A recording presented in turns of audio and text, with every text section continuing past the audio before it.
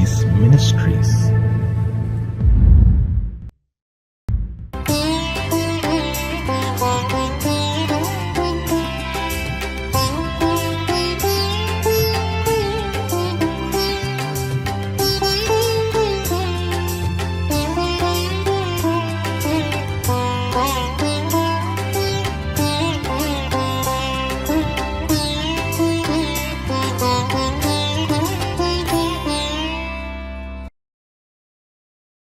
ஆண்டவரும் இரட்சகருமாகிய இயேசு கிறிஸ்துவின் நாமத்தினாலே காட் கோ சீஸ் மினிஸ்ட்ரீஸ் மூலமாக ஒவ்வொரு நாளும் தேவ செய்தியை கேட்டுக்கொண்டிருக்கிற தேவ பிள்ளைகள் யாவரையும் வாழ்த்துகிறேன். இந்த 11வது மாதத்தில் தேவனுடைய கிருபையும் சமாதானமும் பாதுகாப்பும் உங்களோடும் உங்கள் குடும்பங்களோடும் என்றென்றும் நிறைவாய் தங்கியிருப்பதாக. இந்த வருடத்தின் முதல் 10 மாதங்களை கடந்து 11வது மாதத்திற்குள் பிரவேசிக்க தேவனாகிய கர்த்தர் கிருபை செய்திருக்கிறார். இன்றளவும் தேவனாகிய கர்த்தர் நம்மை ஆசீர்வதித்து நடத்தி வருகிறார். இனியும் நம்மையும் நம் குடும்பங்களையும் ஆசீர்வதிக்க அவர் உண்மையுள்ளவராயிருக்கிறார். கர்த்தருடைய வார்த்தையை நாம் எந்த அளவுக்கு நம்பி வருகிறோமோ அந்த அளவுக்கு அதனுடைய பலனை நம்முடைய வாழ்க்கையிலே காணப்போகிறோம். அநேக தீங்குகள், வித்தியாசமான சூழ்நிலைகள், பிரச்சனைகள், தேவைகள் என்று எது நம்மை நெருக்கி வந்தாலும் நாம் அவை எல்லாவற்றையும் இந்த மாதத்திலே ஜெயிக்க போகிறோம். இதை விசுவாசித்து தேவனுடைய வார்த்தையை நம்பி அவருடைய இரக்கத்தையும் சமாதானத்தையும் பெற்று நாம் ஆசீர்வாதமாய் வாழ தேவனாகிய கர்த்தர் விரும்புகிறார். கர்த்தர் தாமே நம்மையும் நம் குடும்பங்களையும் இந்த மாதம் முழுவதும் பாதுகாத்து ஆசீர்வதிப்பாராக. ஆமென்.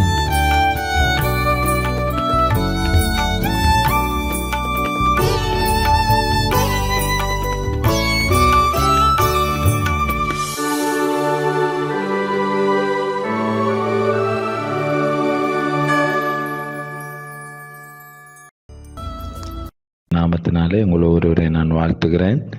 கடந்த நாட்கள் முழுவதிலும் ஆண்டவர் நம்மை மட்டுமாய் பத்திரமாய் பாதுகாத்து வழிநடத்தி வருகிற மேலான கிருபைக்காய் நன்றி செலுத்துகிறேன்.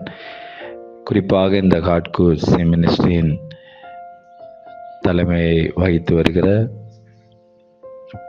பிரதர் தாமஸ் அவர்கள், அவருடைய குடும்பம், அவருடைய ஊழியங்கள் எல்லாவற்றையும் ஆண்டவர் தொடர்ந்து ஆசீர்வதித்து வருகிறார். தொடர்ந்து கர்த்தர் இன்னும் அவருடைய ஊழியத்திலே பெரிய காரியங்களை ஆண்டவர் செய்வாராக என்று பிதா குமாரன் பரிசுத்த ஆவியின் நாமத்தில் உங்களை நான் வாழ்த்துகிறேன். கர்த்தர் தாமே உங்களை ஆசீர்வதிப்பாராக. இன்றைக்கும் சற்று நேர தியானத்திற்காக வேதத்திலிருந்து ஒரு வசனத்தை நான் உங்களுக்காக வாசிக்கிறேன். ஆதியாகம புஸ்தகம் 6ஆம் அதிகாரம் 14வது வசனத்தை நான் உங்களுக்காக வாசிக்கிறேன். நீ கொப்பேர் மரத்தால் உனக்கு ஒரு பேழையை உண்டாக்கு, அந்த பேழையிலே அறைகளை உண்டு பண்ணி அதை உள்ளும் புறம்பும் கீழ்பூசு. நமக்கு மிகவும் அறிமுகமான ஒரு பகுதி.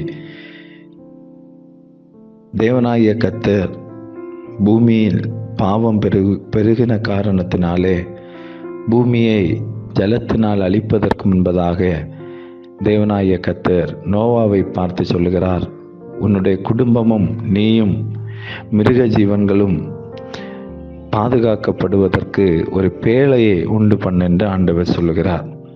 இந்த பேழை கொப்பேர் மரத்தினால் உண்டாக்கப்படும்படி சொல்லுகிறார். கொப்பேர் மரம் என்றால் அது ஒரு எபிரேய வார்த்தையாக இருக்கிறது. இதற்கு ஒரு அர்த்தம் சொல்லப்படுகிறது. இது பெரும் வெள்ளத்தை தாங்கக்கூடிய ஒரு வலிமை வாய்ந்ததாக இருக்கிறது. என்னை கேட்கிற அன்பான தேவனுடைய பிள்ளைகளே, அப்படிப்பட்டதான ஒரு பயங்கரமான வெள்ளம் முங்கி பயங்கரமாக வருகிற அந்த சூழ்நிலையிலே தேவனாகிய கர்த்தர் எதற்கு கொப்பேர் மரத்தினால் அந்த பேழையை உண்டு பண்ண வைக்கிறார் என்றால், இந்த கொப்பேர் மரம் மிகவும் வலிமை வாய்ந்ததாக இருக்கிறது. இது எத்தனை தண்ணீரில் இருந்தாலும் இது ஒருபோதும் அழிந்து போகக்கூடியதில்லை அப்படி என்பதை தேவனாகிய கர்த்தர் தெளிவாக அறிந்தவராக இருக்கிறார். ஆகவேதான் அதை கொப்பேர் மரத்தினால் உண்டு பண்ண என்று ஆண்டவர் சொல்லுகிறார். அப்போ நம்முடைய வாழ்க்கையில தேவன் நம்மை ஒரு சாதாரணமாக அல்ல உருவாக்கி வைத்திருக்கிறது. எப்படிப்பட்டதான பிரச்சனைகள், எப்படிப்பட்டதான போராட்டங்கள், எப்படிப்பட்டதான மனக்கவலைகள், எப்படிப்பட்டதான சூழ்நிலைகள் நமக்கு எதிராக வந்தாலும் ஆண்டவர் நம்மை எப்படி வைத்திருக்கிறார் என்றால், ஒரு கொப்பேர் மரத்தை போல நீ அசைக்கப்படாதிருப்பாய், அசைக்கப்பட வேண்டிய தேவையில்லை என்றுள்ள ஒரு மன தைரியத்தை தேவனாகிய கர்த்தர் அங்கே வைத்திருக்கிறதை நாம் பார்க்க முடியும். ஏன் நோவாவை ஆண்டவர் அந்த பேழைக்குள்ளே வைத்திருக்க காரணங்கள், ஒரு சில காரியங்களை நாம் இந்த பகல் வேளையிலே இந்த வார்த்தையை கேட்டுக்கொண்டிருக்கிற உங்களை கர்த்தர் ஒன்று கூட உங்களையும் பலப்படுத்துகிற வார்த்தையாக கர்த்தர் உங்களுக்கு தருவாராக. கர்த்தருடைய நாமத்துக்கு மகிமை உண்டாகட்டும். அதே 6ஆம் அதிகாரம் 19வது வசனத்திலே சொல்லப்படுகிறது, சகலவித மாம்சமான ஜீவன்களிலும் ஆணும் பெண்ணுமாக வகை ஒன்றுக்கு ஒவ்வொரு ஜோடு உன்னுடன் உயிரோடு காக்கப்படுவதற்கு பேழைக்குள்ளே சேர்த்து கொள் என்று சொல்லுகிறார். எதற்காய் ஆண்டவர் இந்த பேழையை உண்டு பண்ண சொல்லுகிறார் என்றால், உயிரோடு காக்கப்படுவதற்காக. இன்றைக்கு நம்முடைய வாழ்க்கையும் நம்மை ஆண்டவர் உயிரோடு காப்பதற்காக கர்த்தர் நம்மை இன்றைக்கு வைத்திருக்கிறார். எத்தனையோ பெருவெள்ளத்தை போல பிரச்சனைகள், பெருவெள்ளத்தை போல போராட்டங்கள், அதுதான் வேதம் சொல்ல, தமது சிறகுகளால் அவர் நம்மை மூடுகிறவராய் இருக்கிறார். இன்னைக்கு நம்முடைய ஒரு சபை பேழையாக இருக்கிறது. அந்த பேழைக்குள்ள இருக்கிறவர்களை தேவன் அவர்களை உயிருக்கு ஒப்பு கொடுக்காதபடி, சத்துருவின் இஷ்டத்துக்கு ஒப்பு கொடுக்காதபடி கர்த்தர் அவர்களை பாதுகாத்து வழி நடத்தி வந்திருக்கிறார். இன்னைக்கு இருக்கிற அன்பான ஆண்டவருடைய பிள்ளைகளே, இந்த நோவாவுக்கு ஆண்டவர் இந்த கொப்பேர் மரத்தில் ஏன் அந்த பேழை உண்டாக்க சொல்லுகிறதற்கு காரணம் என்னவென்றால், நான் உன்னை உயிரோடு காக்க வேண்டும் என்று கர்த்தர் நோவாவை விரும்புகிறார். நாம் ஆண்டவருக்குள்ளே இருக்கிற போது நமக்கு எதிராக எத்தனை சேதங்கள் வந்தாலும் அவர் நம்மை உயிரோடு காக்கிறவராக இருக்கிறார். ஆண்டவருக்குள்ளே இருக்கிறதை ஆண்டவர் எதிர்பார்க்கிறார். தானியேலை குறித்து நமக்கு தெரியும். சிங்க கெபியிலே போடப்பட்ட போதிலும் அவன் தேவனுடைய சமூகத்திலே ஜெபிக்கிற ஒரு மனுஷனாயிருந்தான் என்று வேதத்திலே, தவறாமல் ஜெபிக்கிற ஒரு மனுஷன். அப்ப நம்ம ஆண்டவருடைய சமூகத்தில் நாம் இருக்கிற போது எப்படிப்பட்டதான சிங்க கெபிக்குள்ளே நாம் போடப்பட்டாலும் ஒரு உயிர் சேதமும் வராதபடி கர்த்தருடைய வார்த்தை சொல்லுகிற, கர்த்தர் சிங்கத்தின் வாயை கட்டி போட்டார். Praise the Lord. என்னை கேட்கிற அன்பான தேவனுடைய பிள்ளைகளே, நம்முடைய வாழ்க்கையில நம்முடைய உயிரை எடுப்பதற்கு சத்துரு வெள்ளி விழிக்கிற இடத்துல நாம் அவருக்குள்ளாக, கிறிஸ்துவுக்குள்ளாக ஒரு நோவா கர்த்தரா நியமிக்கப்பட்ட பேழைக்குள்ள இருந்தது போல நாம் நம்முடைய ஆண்டவருக்குள்ளாக இருக்கிற போது எந்த உயிர் சேதத்துக்கும் கர்த்தர் நம்மை ஒப்பு கொடுக்காதபடி ஒவ்வொரு நாளும் கர்த்தர் நம்மை பாதுகாத்து கொண்டிருக்கிறார். 2வது காரியமாக, அதே ஆதியாகம புஸ்தகம் 7ஆம் அதிகாரம் 1வது வசனத்தை நான் வாசிக்கிறேன். கர்த்தர் நோவாவை நோக்கி, நீயும் உன் வீட்டார் அனைவரும் பேழைக்குள் பிரவேசிங்கள், இந்த சந்ததியில் உன்னை எனக்கு முன்பாக நீதிமானாய் கண்டேன் என்று சொல்லுகிறார். என் தேவனாகிய கர்த்தர் நோவாவை எதற்கு ஒரு பேழை உண்டு பண்ணி அவனை பாதுகாக்க விரும்பினார் என்றால், அவன் நீதிமானாய் இருக்கிறான் என்று ஆண்டவர் கண்டார். உங்களையும் என்னையும் ஆண்டவர் அப்படி பார்க்க விரும்புகிறார். இந்த உலகத்திலே நாம் வாழ்ந்து கொண்டிருக்கிறோம். பாவம் நிறைந்த உலகத்திலே, வேதனை நிறைந்த உலகத்திலே, அழுகை நிறைந்த உலகத்திலே, வருத்தம் நிறைந்த உலகத்திலே, கடன் பிரச்சனையின் உலகத்திலே, வியாதி நிறைந்த உலகத்திலே, மனிதர்களால் கைவிடப்பட்ட இப்படிப்பட்ட பலவிதமான சூழ்நிலைகளில் வாழ்ந்து கொண்டிருக்கிற நம்மை ஆண்டவர் பாதுகாக்கும்படி விரும்புகிறார். தேவன் நம்மை பாதுகாக்க வேண்டும் என்றால் இந்த வேளையிலே ஆண்டவர் நோவாவை எப்படி ஆண்டவர் கண்டாரா? அவனை ஒரு நீதிமானாய் கண்டார் என்று வேதம் சொல்லுகிறார். நம்முடைய வாழ்க்கையில நம்ம அநேக தவறுகள் நம்முடைய வாழ்க்கையில வருகிறது. பார்வையின் மூலம், பேச்சுகள் மூலம், சிந்தனைகள் மூலம், பலவிதமான சூழ்நிலைகள் மூலம் பலவிதமான பாவங்கள் நம்மை மேற்கொள்ளுகிறது. அதனால் என் தேவனாகிய கர்த்தர் இந்த வேளையில இந்த வார்த்தையை கேட்கிற உங்களையும் என்னையும் ஆண்டவர் விரும்புகிறது. எப்படி விரும்புகிறார் என்றால், நான் உன்னை ஒரு நீதிமானாய் காண விரும்புகிறேன் என்று சொல்லி விரும்புகிறார். என்னை கேட்கிற அன்பான தேவனுடைய பிள்ளைகளே, நாம் ஒரு நீதிமானாய் வெளிப்படுவோம் என்றால் நம்முடைய வாழ்க்கையில எப்படிப்பட்ட பெருவெள்ளத்தை போல பிரச்சனைகள் வரட்டும், எப்படிப்பட்டதான வேதனைகள் நம்முடைய வாழ்க்கையில கடந்து வந்தாலும் என் தேவன் ஒருபோது நம்மை கைவிடுகிற தேவன் அல்ல. நம்முடைய வாழ்க்கையில துக்கங்கள் அதிகரித்து கொண்டிருக்கலாம், போராட்டங்கள் அதிகரித்து கொண்டிருக்கலாம், பிரச்சனைகள் நம்முடைய வாழ்க்கையில எவ்வளவு நேரிட்டு வந்தாலும் நம்முடைய வாழ்க்கையில நாம் ஒன்றை சிந்திக்க வேண்டும். நான் ஆண்டவருக்காய் வாழ்வேன், நான் ஆண்டவருக்காய் நீதி செய்வேன். மனுஷர்கள் நம்மை குற்றப்படுத்தி கொண்டே இருப்பாங்க. நம்ம நல்லது செய்தாலும் இந்த உலகம் நம்மை ஒரு பக்கம் குற்றப்படுத்தும். ஆனால் தேவனுடைய பார்வையில நானும் நீங்களும் ஒரு நீதிமானாய், தேவனுடைய பார்வையிலே உண்மையுள்ள ஒரு மனுஷனாய், ஜெபிக்கிற ஒரு மனுஷனாய், கர்த்தரை ஆராதிக்கிற மனுஷனாய், சபையிலே கூடி கர்த்தருடைய நாமத்தை மகிமைப்படுத்துகிற ஒரு தேவ மனுஷனாய் நீங்கள் ஆண்டவருக்கு உண்மையாய் இருக்கும்போது எப்படிப்பட்ட பெருவெள்ளத்தை போல பிரச்சனைகள் உங்கள் வாழ்க்கையில கடந்து வந்தாலும் தேவன் உங்களை பேழைக்குள்ளே இருந்து பாதுகாக்க வல்லவராக இருக்கிறார். மூன்றாவதாக அதே ஆதியாகமம் 7ஆம் அதிகாரம் 18வது வசனம் வாசிக்கிறது. ஜலம் பெருவெள்ளமாகி பூமியின் மேல் மிகவும் பெருகிட்டு பேழையானது ஜலத்தின் மேல் மிதந்து கொண்டே இருந்தது. என்னை கேட்கிற அன்பான தேவனுடைய பிள்ளைகளை, மூன்றாவது சொல்லப்படுகிறது பயங்கரமான ஜலம் பெருகி விட்டதாம்.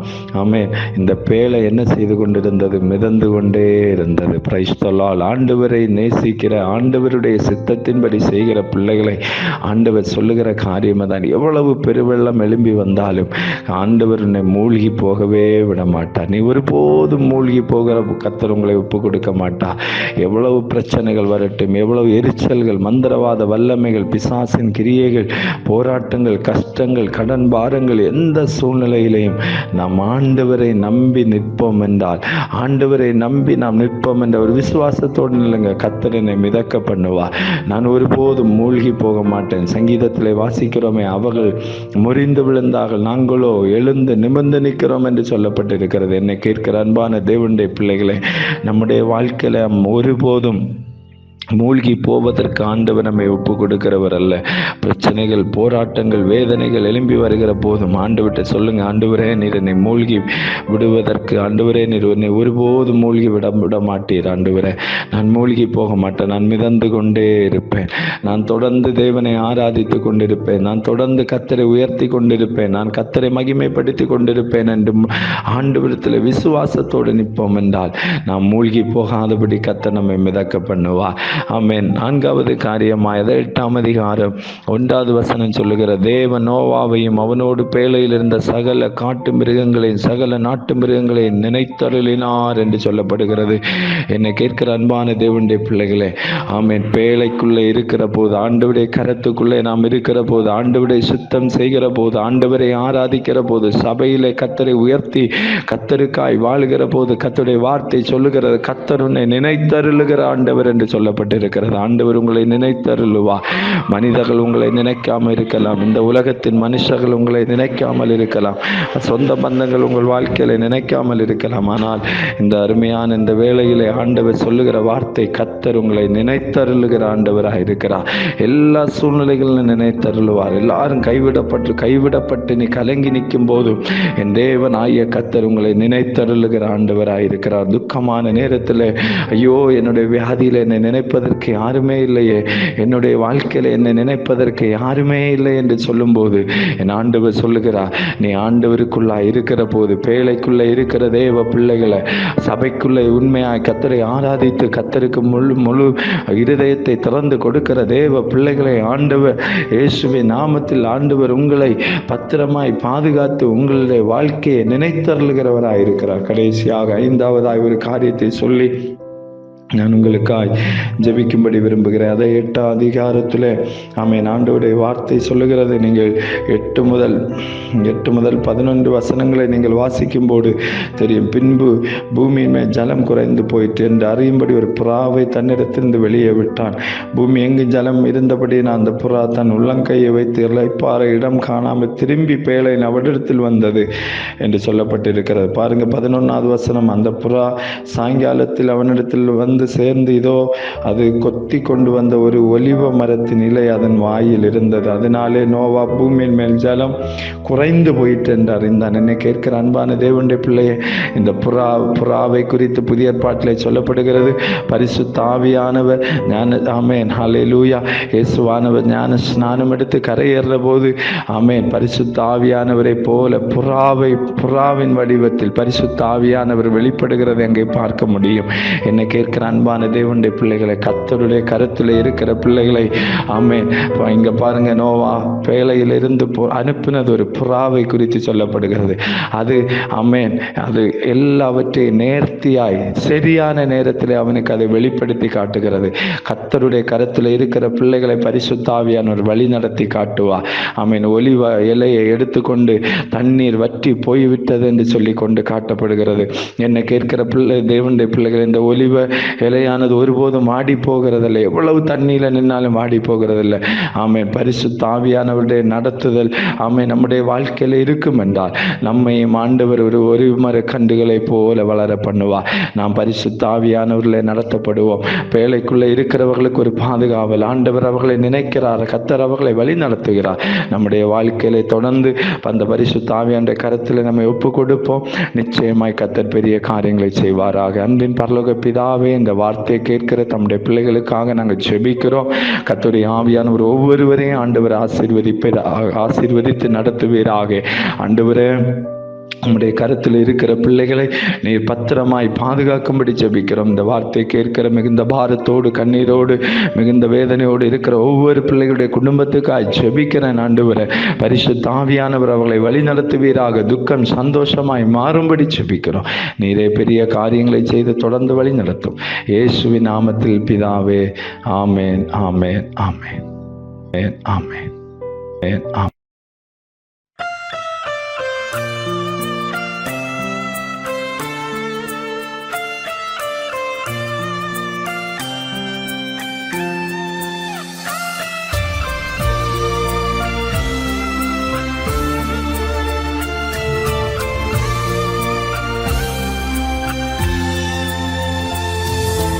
உம்மையே நான் நேசிப்பேன்,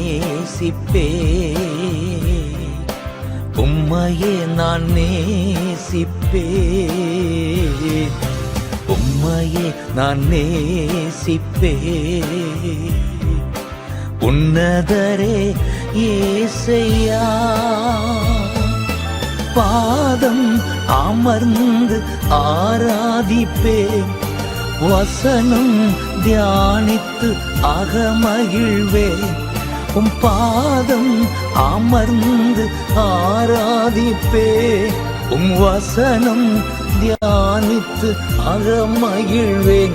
எந்த புயல் வந்து மோதி தாக்கினாலும் அசைக்கப்படுவதில்லை. எந்த புயல் வந்து மோதி தாக்கினாலும் அசைக்கப்படுவதில்லை.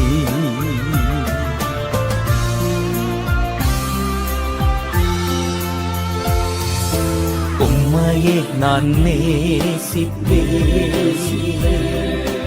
உம்மையே நான் நேசிப்பேன், உம்மையே நான் நேசிப்பேன். உன்னதரே இயேசையா, பாதம் அமர்ந்து ஆராதிப்பேன். வசனம் தியானித்து அகமகிழ்வேன். உம் பாதம் அமர்ந்து ஆராதிப்பேன். உம் வசனம் தியானித்து அகமகிழ்வேன். எந்த புயல் வந்து மோதி தாக்கினாலும் அசைக்கப்படுவதில்லை. எந்த புயல் வந்து மோதி தாக்கினாலும் அசைக்கப்படுவதில்லை.